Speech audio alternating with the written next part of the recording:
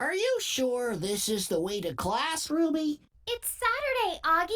Let's go have an adventure. I wonder what this could be. A clock machine? Ooh, I love pushing random unmarked buttons. Just wait a minute. Let me find an instruction manual. I bet it says to push this one. Where? I mean, when would you like to go? Well, actually, that's not grammatically correct. Look at this!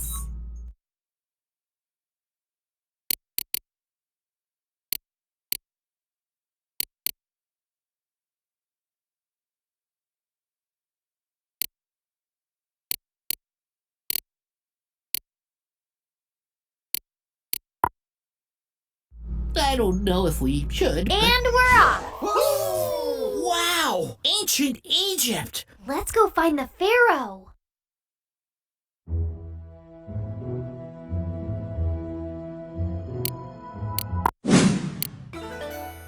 Hi there. Are you the pharaoh? Of course I am. What citizen of ancient Egypt doesn't recognize their pharaoh? Well, we're sort of from out of town, you could say. In that case, welcome to Egypt, the kingdom of the Nile River, and inventors of writing on paper. You must be here to find the 7 magical orbs to save the land of Egypt. Now, explore the land and bring the orbs back to me when you have found them. You'll do great. Exploring is my middle name.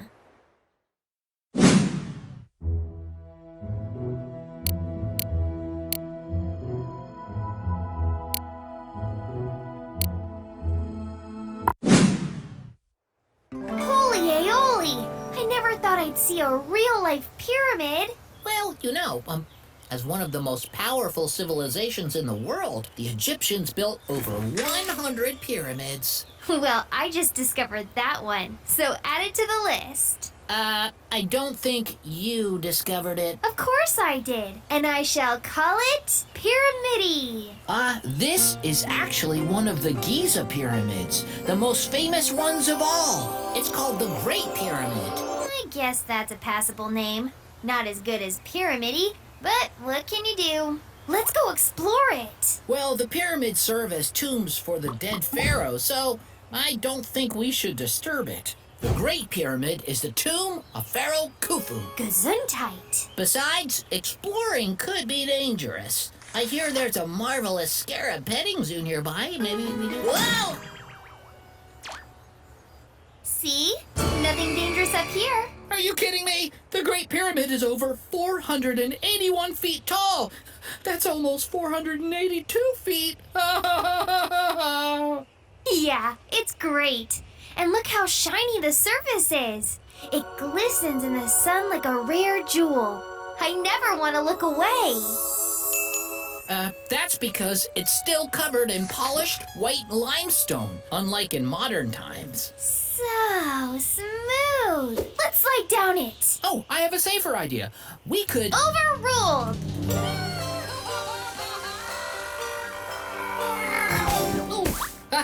Hey, I'm alive! Look, let's go investigate inside the pyramid. We're dead.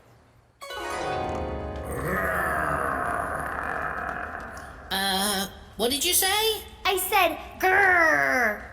Wait, that wasn't me. Don't come any closer, you cursed mummy. Cursed? No, I'm just a little groggy after sleeping for 4,000 years. You can just call me Khufu. Gesundheit. Wow, so you were once a pharaoh. You bet. When a pharaoh dies, we Egyptians believe their spirit goes on a second journey into the afterlife. So, the pyramids hold all the things a pharaoh would need after death, such as food, gold, and furniture. Ooh, it's like camping gear for the dead. The Egyptians preserve a dead pharaoh's body by removing their organs and putting them in jars. Yuck. Neato. And then they wrap the body in fine cloth. This process is called mummification. That's how I got to be in my tomb here, which I like to call Pyramidi. Well, it's been a pleasure to meet you. Say, you wouldn't also know where I could find a magical orb, would you? Oh, sure. I was buried with one. It's got to be around here somewhere. Let's see. Not this, Dante. Not this. Ah, here's the orb. But to earn it, you must answer a question first. What was the purpose of pyramids in ancient Egypt?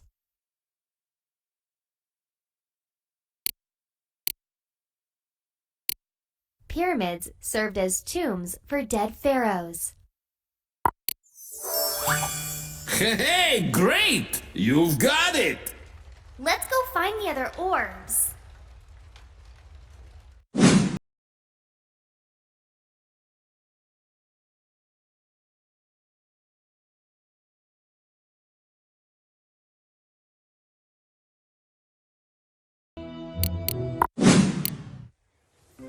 Hey, a marketplace. I wonder if they give out free food samples at lunchtime. This clock says it isn't quite lunchtime yet, Ruby. A clock? But it doesn't even have batteries. This is what the Egyptians called a shadow clock. As the sun moves through the sky, the raised middle part casts a shadow to display the time of day. Technically, it can't be a clock if it doesn't have a cuckoo bird to chirp every hour. That is definitely not true. Well, I read it in a book, and I know you love books, so you can't argue with that. Books, my one weakness. How did she know? Ooh, look at this! Hi there! I saw you kids examining the fine shadow clock over there, and I said to myself, here are two smart shoppers who appreciate the concept of time. I told you that thing was a shadow clock. I'm sure you knowledgeable kids already know this, but us Egyptians were telling time with shadows as early as 5,500 years before your modern time. See that big sculpture there? That's called an obelisk, right? Can't pull one over on you. See, obelisks are actually built to tell stories, which are carved on their sides. However, early Egyptians discovered another purpose for obelisks, telling the time by observing the obelisk's shadow as it moves during the day. We even divided the day into hours. Based on that, we invented smaller portable timepieces you can take with you, just like this fine product I have here on sale for just 2 baskets of grain. What a find! I'll take 10. Wait a minute, Augie. That shadow clock is only good during the day. At night, there's no sun to cast a shadow. I bet you Egyptians didn't think about that. Hey, she's right. Of course you're right. I could see you're a sophisticated buyer. No amount of flattery or manipulation can sway your discerning mind. Aw, thanks. Truth is, we Egyptians thought a lot about time. So naturally, we knew how to tell time at night, which we did by watching the movement of the stars. But we also did it with devices, such as the hourglass and water clocks, which I have gift-wrapped in convenient bargain bundles. Ooh. So many valuable artifacts! Oh, I want them all! And of course, your collection wouldn't be complete without an Egyptian calendar. I recommend the Cute Kitten Calendar. We Egyptians just love cats. We can get those back in modern times. Oh, but this is no ordinary calendar. Here in Egypt, we actually developed a 365-day calendar. It also has 12 months. Just like ours. We had 3 seasons: the flooding season, the planting season, and the harvest season. Not like ours, but still amazing. Those 3 seasons added up to 360 days. But we knew that wasn't enough days for an accurate year, so we added 5 more for holy days. And boom! 365 days! Our calendar was so accurate, it was in use for thousands of years. All the way through the Middle Ages, baby. Ha ha ha! Now, tell me that isn't worth buying a couple dozen. Oh, I'm sold! Oh yeah, we don't have any money. Sorry. Oh. Well, in that case, I have just the thing for you, and it can only be purchased with knowledge. It's 100% genuine, guaranteed bona fide, mystically made of diamond and jade with a glow to never fade. A magical orb. But I guess that wouldn't interest you. Yes! Well, all right. Just answer its question, and the orb is yours, my friends. How does a shadow clock work?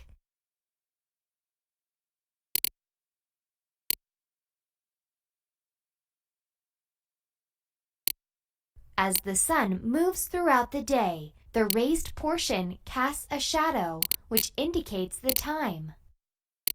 There is a cuckoo bird that chirps every hour to indicate the time. As the temperature increases throughout the day, the shape of the shadow changes and indicates the time. The clock collects rainfall, which creates a shadow and indicates the time. That's right! You smart shoppers really are the smartest I've ever seen. Let's go find the other orbs!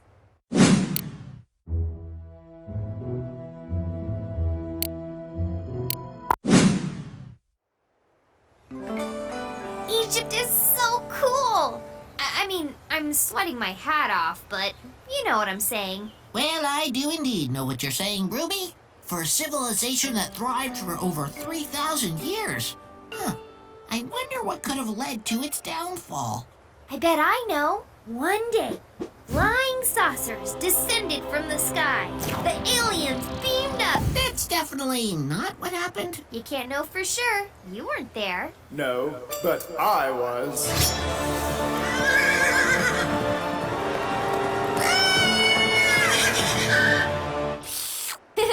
Easy, Bucephalus, easy. He's just so darn affectionate.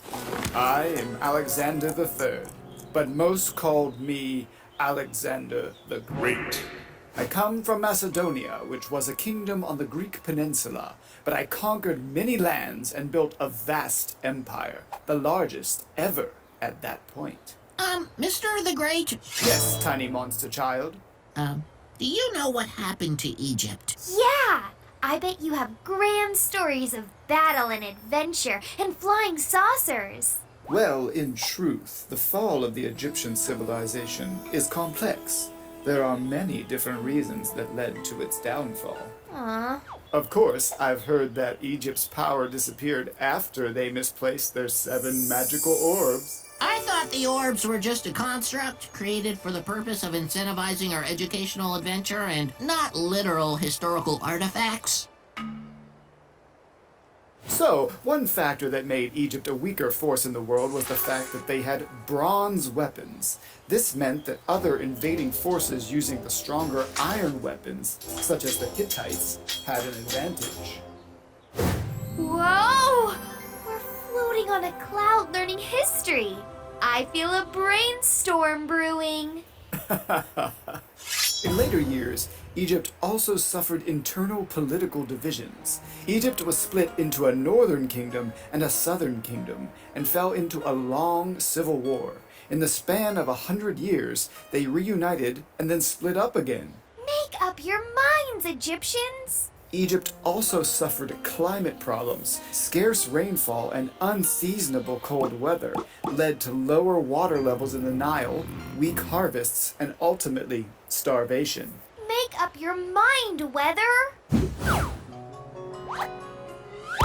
As Egyptian power faded, they were constantly invaded. Hey, that rhymed. I do it all the time. Anyway, the Assyrians invaded and ruled for nearly 50 years. Then came the Persians. They defeated the Egyptians and ruled for nearly 100 years. Then, of course, I took Egypt from the mighty Persians.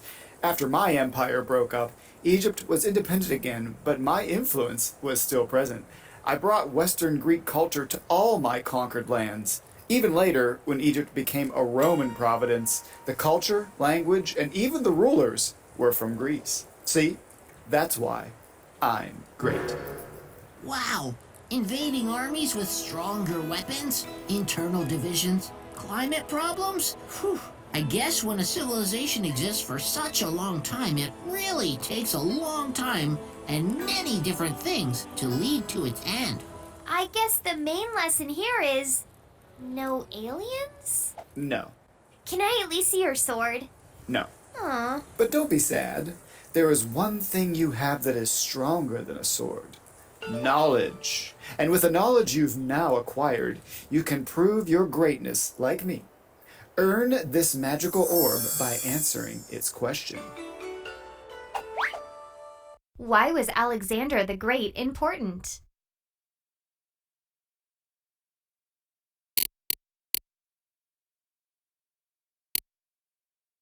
Alexander conquered many lands and Alexander was the most intelligent soldier to fight in Egypt.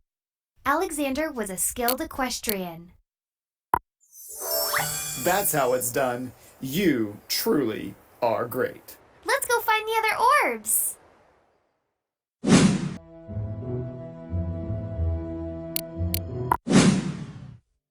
Avast ye mateys, the ocean awaits. Technically, we're not on the ocean. This is the Mediterranean Sea, which Egyptians and other civilizations like the Greeks used for trade. Talking back to ye captain, eh? Sounds like you want to walk the plank. There'll be none of that on my ship. Your ship? So you're the pirate leader? I'm no pirate. I'm Cleopatra, the final pharaoh of Egypt. I achieved much greatness in my time, uniting an unstable Egypt. And when my brother exiled me, I returned to Egypt and reclaimed control with the help of my BFF Julius Caesar, the Roman emperor.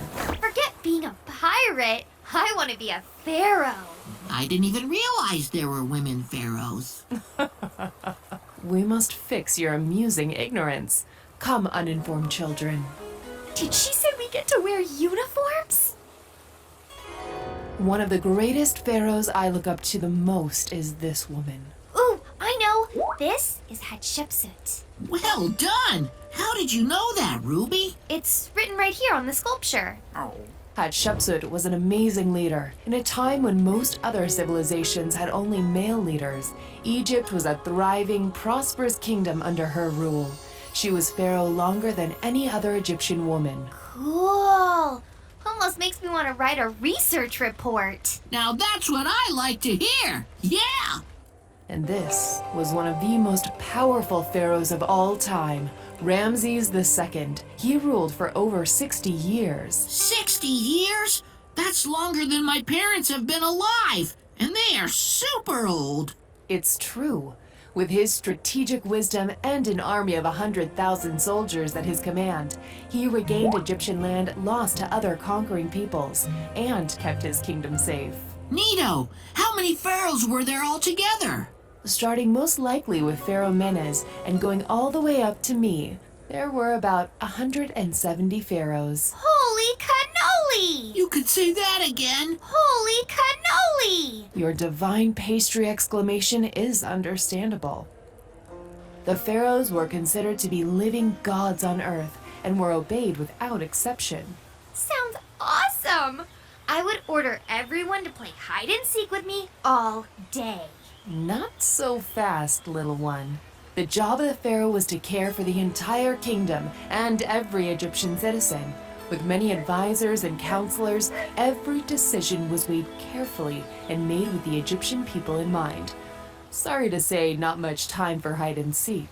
I guess being a pharaoh wasn't a job for kids. On the contrary, some pharaohs were in power at young ages. Tutankhamun, for example, was only 11 years old when he was pharaoh and died by the age of 18. I think I'll stick to research reports. And pirate make-believe. Or a pirate research report. You're so wise, Miss Cleopatra. I bet you know where we could find a magic orb. I just might, young one. If you can answer the orb's question, you may take it with you.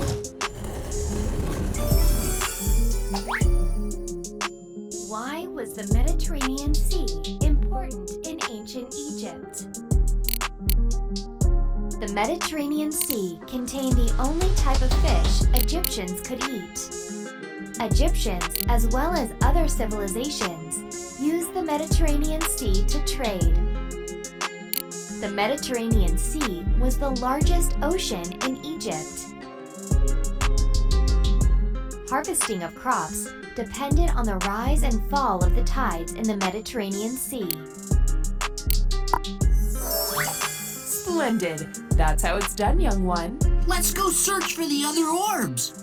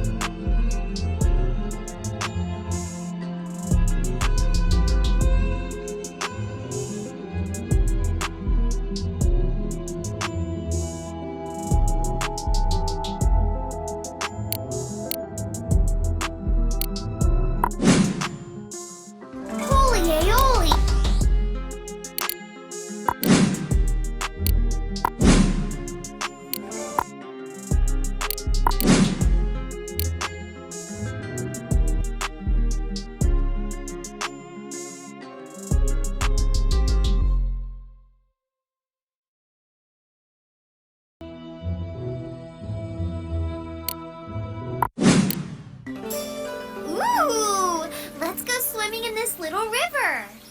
Little? This is the Nile River, the second largest river in the world, next to the Amazon River in South America. Well, if it's so great, how come the water's rising? Seems broken. Oh no!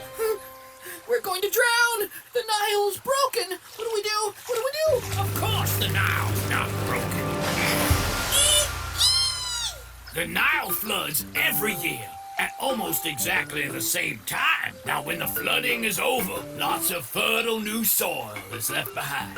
This is great because it's perfect for growing crops. Now, this is what made their civilization so rich.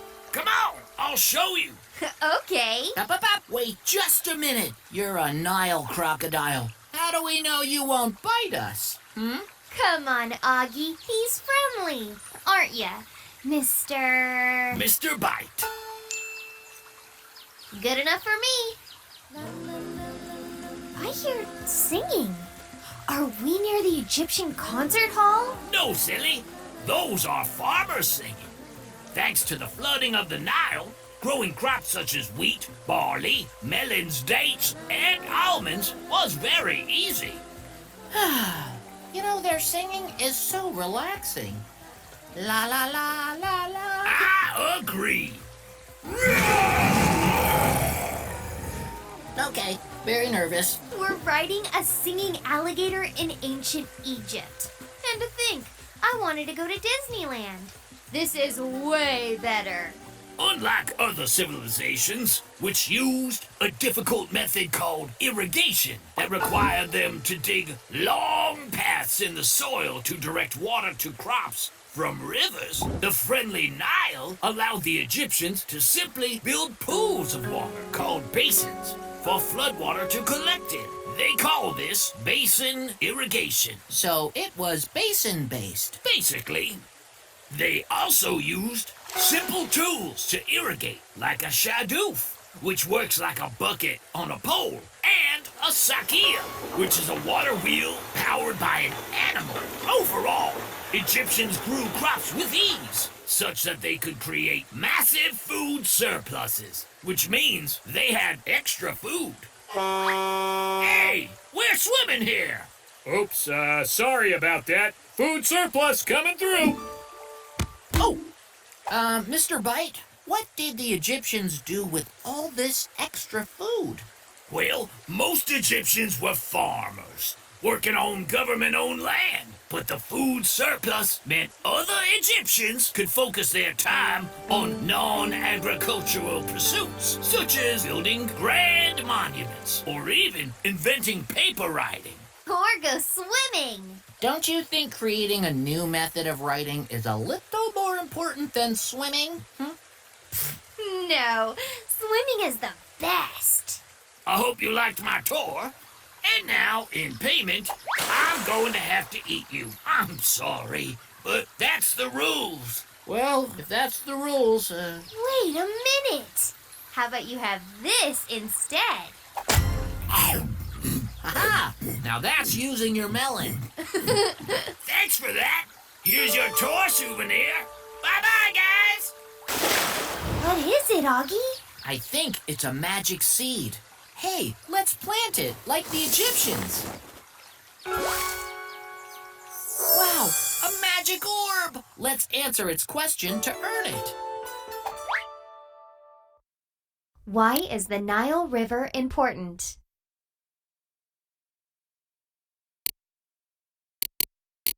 The Nile River is the second largest river in the world. The Nile River is the only river that has crocodiles. The Nile River is the only river in Africa. The Nile River is the second largest river. Great job! We got it! Let's go find the other orbs.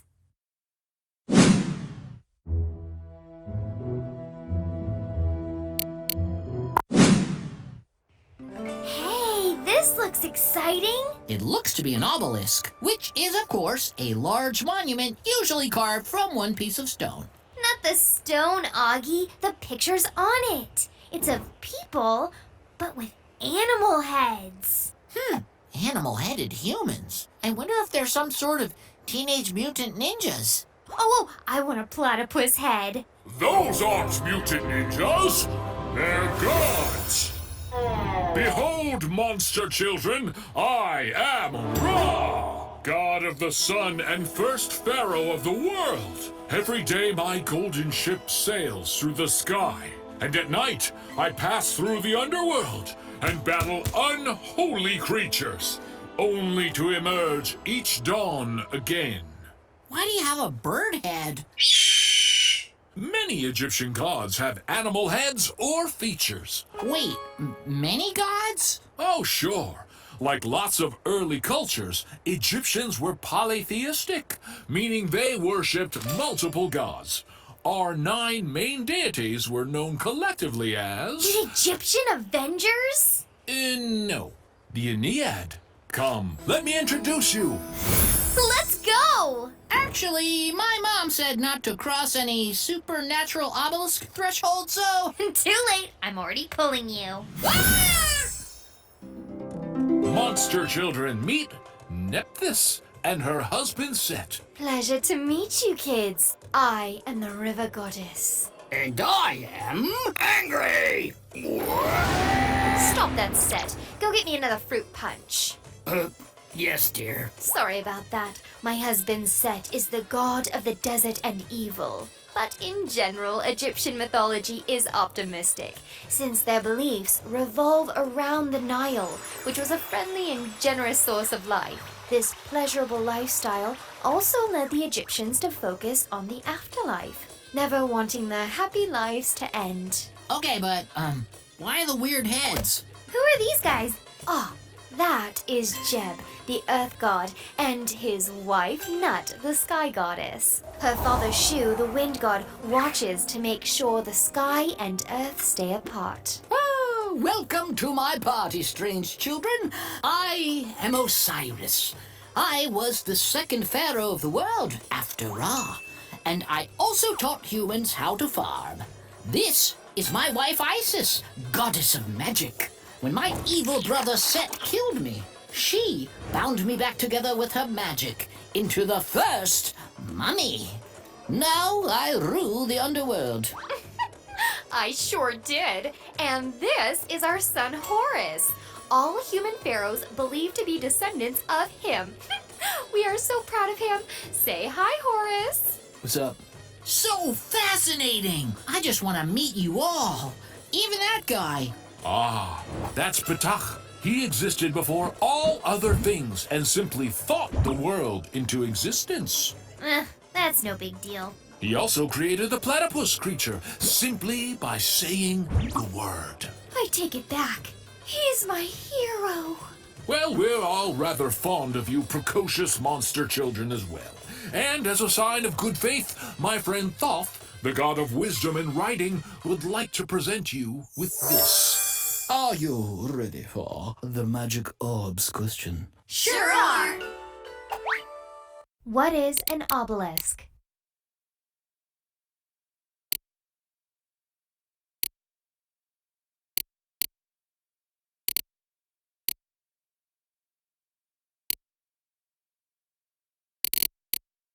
A supernatural figure with an animal head.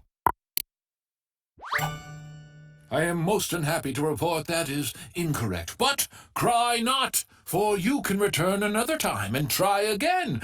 Or you may search for the other hidden orbs. The choice is yours. Ooh,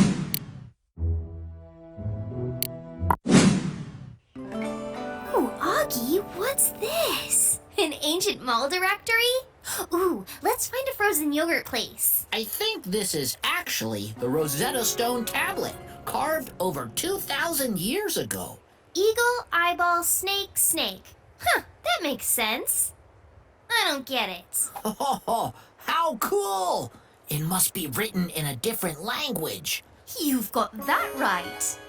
The same message is written in 3 different scripts. At the top is hieroglyphic, which was the Egyptian script used for sacred writings. In the middle is Demotic text, which is the native Egyptian script for non-religious purposes. Lastly, at the bottom is Ancient Greek, which became the language among the ruling class after Greek influence reached Egypt. Wow! It's like a 3-layered language sandwich! What a fascinating child! She seems to be obsessed with food, much like an insatiable crocodile. Thank you. Oh, I get it now. In more modern times, people still understood how to read Greek.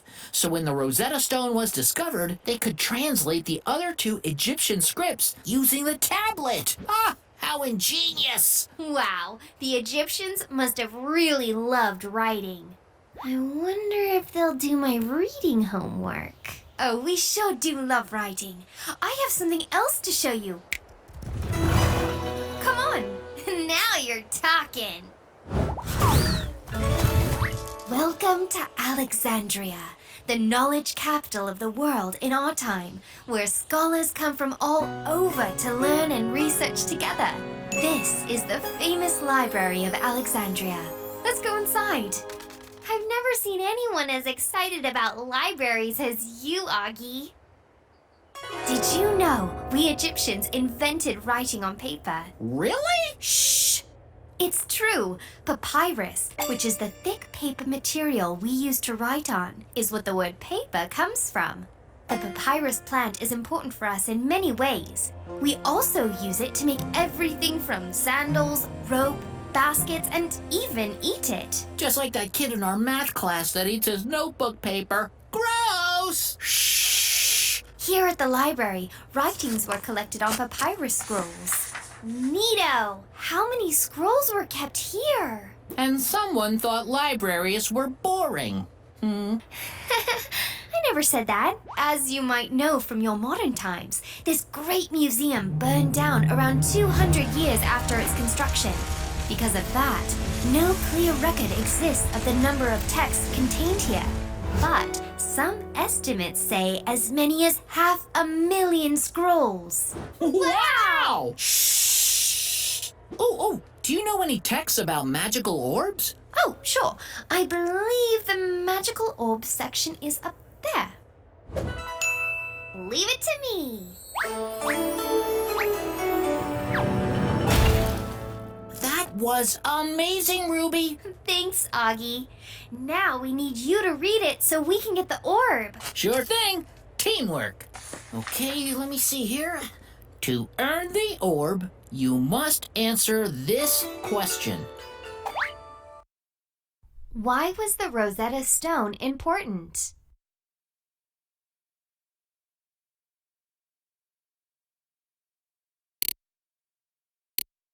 Fiddlesticks! That isn't correct. We can return another time and try again.